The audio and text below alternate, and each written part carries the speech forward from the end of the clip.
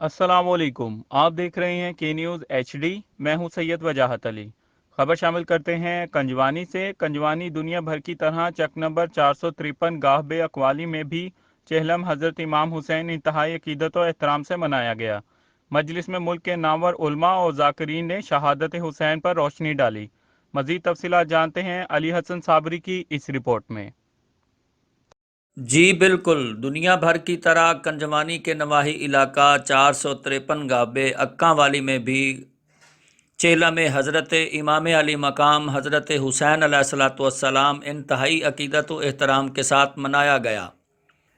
इस सिलसिला में मजलिस गम हुसैन अलैहिस्सलाम का अहतमाम किया गया, जिसमें मुल्क पाकिस्तान के नामवर उलमा कराम और ज़ाकिरीन ने शिरकत की।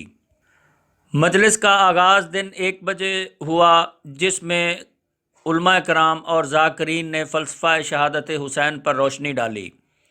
मजलिस गम हुसैन में इलाका भर के अज़ादारान हुसैन की कसीर तादाद ने शिरकत की।